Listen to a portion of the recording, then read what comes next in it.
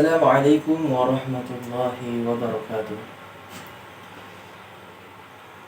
Yang terhormat dosen pengampu bahasa Indonesia Bapak Burhanuddin SPD MPD, yang saya hormati teman-teman sekalian serta hadirin dan hadirat yang sama-sama berbahagia. Puji syukur kita panjatkan kepada Tuhan Yang Maha Esa, yang masih memberikan kita kesempatan, kesehatan, serta kekuatan sehingga kita dapat kembali hadir dalam kesempatan kali ini. Tak lupa pula kita kirimkan salam dan salawat kepada sang insan paripurna, yakni Nabiullah Muhammad SAW. Hadirin yang dirahmati Allah Subhanahu wa Ta'ala yang sama-sama berbahagia. Pada kesempatan kali ini, izinkan saya menyampaikan 1-2 patah kata pidato singkat yang kami angkat dengan tema etika dan moral dalam tatanan kehidupan sehari-hari. Hadirin yang sama berbahagia, jika kita melihat dalam kehidupan kita saat ini terus berjalan, terus berkembang banyaknya perilaku-perilaku penyimpangan sosial, sehingga menimbulkan rasa kecemasan, rasa kekhawatiran, rasa takut dalam tatanan masyarakat kita. Karena banyaknya para remaja yang saling tawuran, pencuri di mana-mana, kekerasan, tindak kekerasan antara anak-anak dan orang dewasa sekalipun, dan penggunaan obat-obat terlarang yang tak terkendali. Itu semua merupakan tindak penyimpangan dalam sosial, yang dimana kalau kita ingin menelusuri ke semua penyebab hal tersebut, hanya satu yang menjadi jawaban yang sangat mengenai, yakni karena kurangnya kualitas etika dan moral seseorang. Etika dan moral ini merupakan satu konsep yang seharusnya melekat erat dalam tubuh setiap individu manusia. Karena dengan etika dan moral, seseorang bisa terkontrol dalam melakukan tindak perilakunya. Dan dengan etika dan moral kita dapat melihat sebagaimana baiknya seseorang dan sebagaimana buruknya seseorang tersebut. Makanya, mengapa banyak terjadi penyimpangan sosial yang terjadi dalam masyarakat kita saat ini? Itu salah satu penyebabnya adalah kurangnya etika dan moral dalam diri setiap individu manusia.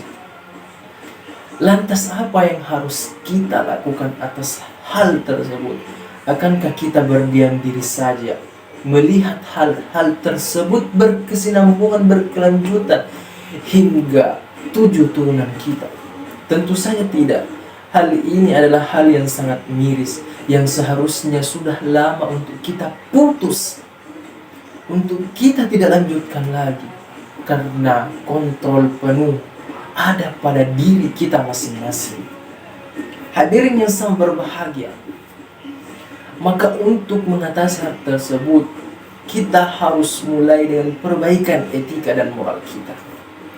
Dan untuk itu, hal yang paling mendasar dalam memperbaiki etika dan moral kita adalah yang paling utama, harus memulai dari hal yang terkecil, yakni mulai dari keluarga kecil kita, orang tua, ibu bapak di rumah. Tentu harus memiliki kesadaran dalam diri, tidak langsung memberikan peran menjas anaknya ketika melakukan suatu kesalahan, bahwa itu adalah kesalahannya. Tentu kita sebagai orang tua yang cerdas harus menyelami diri kita sendiri terlebih dahulu. Apakah contoh teladan yang telah kuberikan kepada anakku sudah sesuai dengan tuntunan-tuntunan yang seharusnya menjadi etika yang baik? Dalam konteks agama kita, orang tua dijadikan sebagai madrasah pertama dalam mendidik seorang anak. untuk nanti ke depannya. Dalam Quran surah dijelaskan bahwa Allah Subhanahu wa taala berfirman, "Ya ayyuhalladzina amanu qu anfusakum wa ahlikum nar."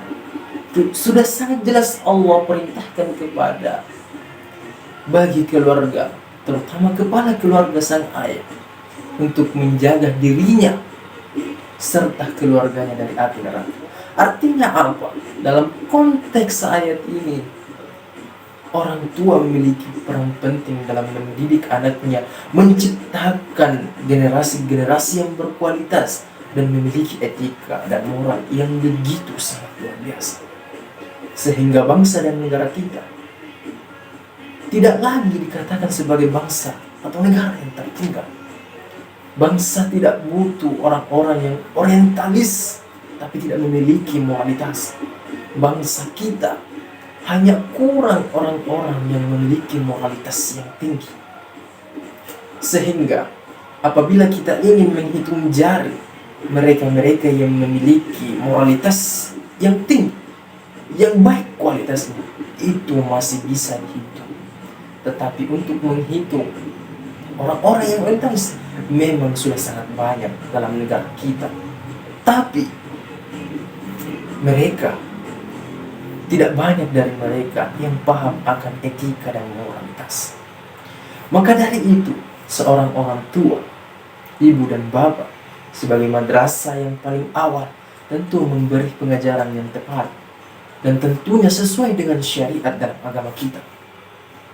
Hadirin yang dirahmati Allah, yang sama-sama berbahagia, mungkin kita selalu menuntut anak untuk bagaimana berperilaku baik, mencapai hal-hal yang begitu luar biasa, tapi kita lupa ternyata kita tidak memberikan contoh yang baik terhadap anak, sehingga mereka mencapai apa yang kita tuju, apa yang kita maksudkan, apa yang kita cita-citakan terhadap anak kita, tetapi tidak memberikan kesan yang terbaik dalam hati. Dalam sebuah ungkapan mengatakan, kekuatan hati lebih baik, lebih kuat dibandingkan kekuatan akal. Maka hadirin yang sama berbahagia, kita tidak boleh langsung memberikan jas, mengklaim seorang anak melakukan hal-hal yang tidak senonoh tanpa terlebih dahulu menyelam terhadap diri kita sendiri. Apakah kita sudah memberikan teladan yang baik sesuai dengan tuntunan dari syariat agama kita? Negara tidak akan bisa, pemerintah tidak akan bisa memberikan kemajuan yang baik terhadap bangsa dan negara kita apabila dalam tatanan masyarakat kita itu masih banyak mereka yang lebih mementingkan pemikiran tanpa mementingkan persoalan hati. Mungkin hanya hal ini yang bisa kami sampaikan pada kesempatan kali ini. Semoga bermanfaat dan kami undur diri. Mohon maaf apabila ada kesalahan kata dan terima kasih atas perhatiannya. Wassalamualaikum warahmatullahi wabarakatuh.